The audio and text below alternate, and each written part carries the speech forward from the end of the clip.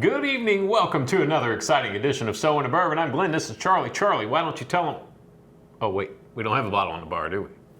That can only mean one thing. It's another Make Charlie Look Like a Fool blind episode. Stay tuned and watch Charlie look like a fool.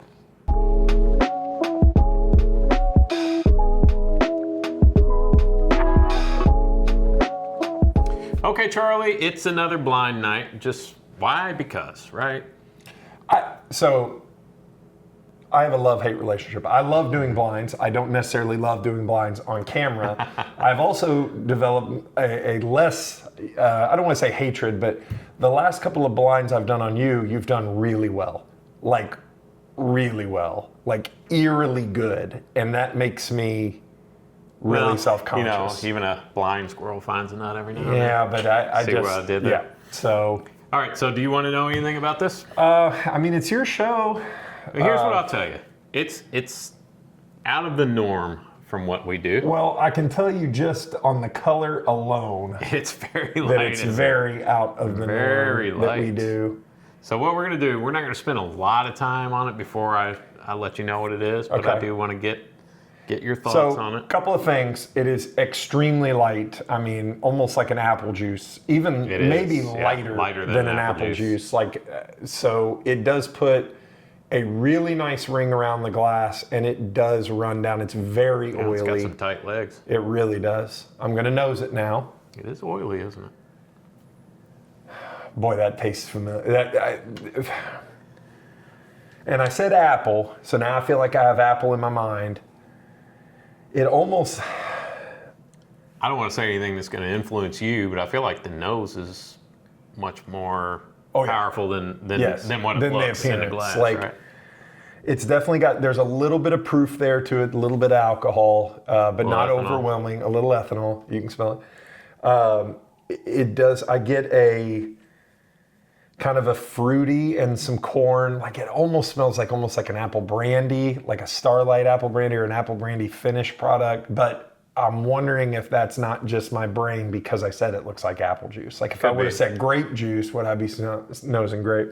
Got a little bit of that funk to it, it does, like an earthiness. Yeah, it does. After, I feel like the fruit is now gone from the nose, and now I'm getting more of a kind of a funky, grainy funk to it. Okay, shall we dig in? Here goes nothing. Cheers.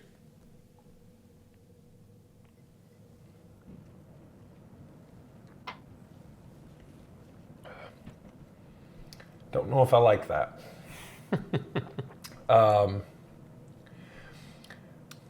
Boy, that's maybe I do like that. It's really interesting. It's really light and really almost like it's cold here, but it's kind of cold on like a mouthfeel, like a very almost like a juice-like mouthfeel, very cold, and there's not much on the front. Like there's just not much there, and then it kind of grabs you. And after it coats your palate and everything, first drink of the day, total disclosure. You talk for a little while. I'm going to sip it again because you know I would what agree. it is. It's a little, like you said, cool on the palate, if that makes sense. Now it has some spice and it's got a little punch to it on the back end. Not much of a, it's not very oaky. It doesn't have like a super oaky finish. It is hanging around there on the palate. Yeah, the finish is almost just pure, like a very, almost like a licorice, like a dark licorice candy. It's not sweet enough to say dark chocolate, but almost like a licorice. It's not oaky. It's almost char, but it's potent. It's strong, but it's unique. It's very interesting. Well, and you said oily, and I feel like it's kind of oily and viscous on the mouth too. Yeah, it does hang around an unnaturally long amount of time on the finish. It's not complex. There's a little bit of kind of sweet on the front, and then after it gets your palate, there's a little bit of spice, and then it just kind of sits there. It's kind of weird. It's a little weird. Any guesses as to anything? Obviously, you're probably not going to guess what it is, but as to what type of whiskey it is. And usually I can kind of figure out, like, well, what is he bringing? Like, It drinks more like a scotch than a whiskey or a single malt. Maybe it could be a single malt, but I'm not for sure. Can you not get the bottle out? I forgot I put it in Oh, there. it's in this one? Okay. I don't want to reach between your legs there. All right. Go ahead. I'm not looking. This is Nikka Coffey Malt Whiskey. Hey! Yes. Look at me go. You got the malt part I right. did get the malt part. So we have never done a Japanese whiskey. We have not, And because I don't like them. No, I'm just kidding. so this is, like as I said, Nikka Coffey Malt Whiskey Okay. out of Japan. It's 90 proof, Okay. non-age stated. Okay. Blend, it's a blend. It's aged in ex-bourbon cask, from what I understand. It's 100% malted barley. It's about $60 to $80, depending on where you shop. I feel like I did okay on that one because Yeah, I I said think there you was did. there was a dark flavor there, like a licorice. That flavor was coffee. Like that is what it is. Like there is a kind of dark coffee there. I'm reaching, I know, and he's it? laughing at me. There's a flavor there that is, you know, when you have coffee and it's like people So are you like, feel like the coffee really shines through? I don't think it. I get a deep flavor on the finish. I don't know why they call it coffee. Why is it called coffee? So I'm not going to let you dig a hole. Okay. So this has absolutely nothing to do with coffee. So why is it called The only coffee? thing it has to do with coffee is because of the stills that they use. They're called coffee stills. It's named after a person whose last name was Coffee. What an idiot. So yeah, so I want to get into that. I have this.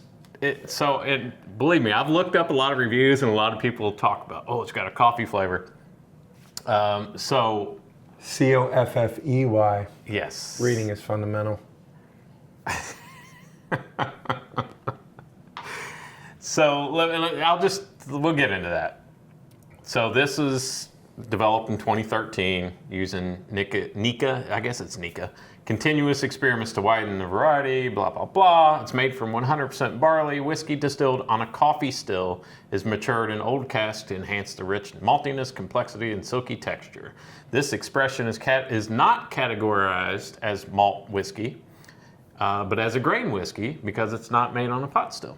So is a coffee still a column still? It is a column still. Look at so me go. it was. It does not meet the standards to be called a Japanese whiskey, defined by the Japan Spirits and Liquor Makers Association. Does Japanese whiskey have to be distilled on a pot still? I don't know. I didn't take the time to look all that up. You can look it up on their website. It talks all about it. But here's what I'm getting to. Coffee malt is distilled in Nikka's coffee stills, but It's a traditional continuous still, which is normally used to That's a produce column grain still, whiskey. yeah. It's a column still because there's a picture of it right there. So the coffee still is the world's first patented continuous or column still, invented by Aeneas Coffey in 1813. Well, there you go. Yeah, No, 1830. 1830. There you go. Yes, thank you. Thank There you you for go. the correction. Well, it's interesting because I eventually got there, minus the coffee thing, with the single malt. And it is different from any Japanese whiskey I've had because I feel like I can pick, when I drink Japanese, if it's decent Japanese whiskey that I like, it usually I was like, oh, it's a scotch, and it tastes more like a scotch. The Japanese whiskey that's really Japanesey, I don't like as much. But I was actually on a cruise recently, and we did a whiskey tasting, and they had the regular old Nikka, and it was okay, but it tasted like scotch. So this is interesting, though. Yeah, I don't mind this. It tastes, I like it. This is not the first time I've had it. I tried it several months ago. And just to make you feel better, I kind of did the same thing because I didn't obviously know anything about it. On the coffee. Oh yeah, there's a little coffee flavor there. Yeah, Power of suggestion. It definitely. Oh yeah, absolutely. It definitely has the endearing quality for that is the long. I don't want to say bitter because that would imply that it's not pleasant, but it is a long, strong, dark finish. There's not much other complexity to it. So if you're into that, then this is right up your alley.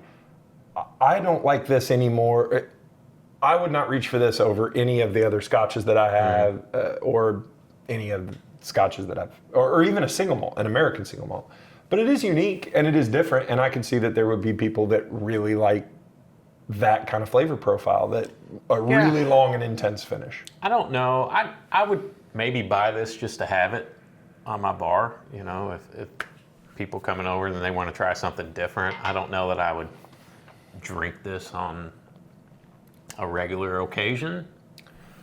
It's, you know, it's not bad at all. It's interesting. It's sippable, but it's just not something that I would go back to over and over. Yep. It's definitely an interesting blind because you really, those powers of suggestions, the color throws you off immediately, the flavor profile is different. But, and I say this a lot and people look at me funny, like, you're not drinking enough.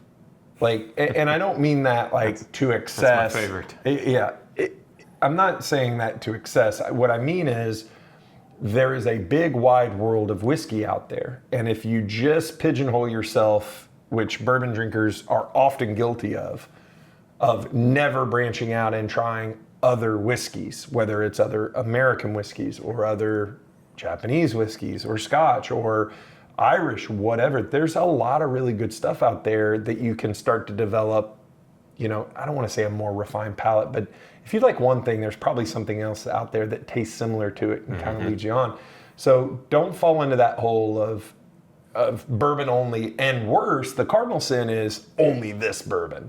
Like, that's the no-no. So I like doing stuff like this. I'm glad you brought it, because this is not something that we would have just said, hey, we should do Japanese column still weird. No, absolutely not. And shout out to Jeff, my neighbor and friend, for letting us borrow this bottle. Danke, Jeff. I thought it was interesting doing the research on this, finding all about the coffee stills and the history of that and the history of Nikka. It was founded in 1934 as Dai Nippon Kaju. I'm glad you're saying it. And Yoichi Distillery. And then 1952, I think they changed the name to Nikka and moved their headquarters to Tokyo. Obviously, they weren't producing a whole lot of whiskey and being very successful during the war.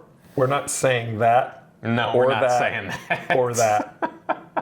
And it's not going to be, we're not, I appreciate the notes, but we are not saying the words that are on there. Some of their signature brands you might not want to say in the United States. Let's just say that there's a language barrier there. And let's leave it at that. So if you like this particular brand of whiskey, kudos. And another thing, we like interacting with you people. That's right, you people.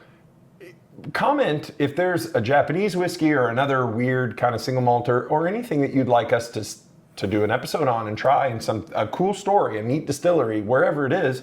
Comment. We're always looking for content, and after a while it starts to all run together. So if there's something you'd like to see us do, put it in the comments. Yeah, absolutely. Especially if you have, maybe there's a Japanese whiskey that you think is just phenomenal and you love and we need to try it. Let us know. Let us know. We're open. We're not just, we can do whatever we want. Just because we're so into bourbon doesn't mean we can't try other things, right? We can do whatever we want. Nobody can stop us. So send us your favorite Japanese whiskey and we'll trash it. Yes, and on top of that, make sure you're following us on Instagram at So Into Bourbon, Whiskey Realtor, on TikTok, Facebook, X, all the good things, right? Make sure to go to our merchandise store, link below, and buy yourself a t-shirt or a golf towel or a hat for that special someone. Absolutely. And Charlie, do we have anything else tonight? Just a warning. Keep your wallets loose. And your bungholes tight. Good night, everybody. Peace out. Check. Analytics. Hold on. Analytics, the people have named her. What? Check. Check. Check. I'm blue. Okay. I'm Check. working. Check. Check. Yeah, I had to go check and make sure the audio was.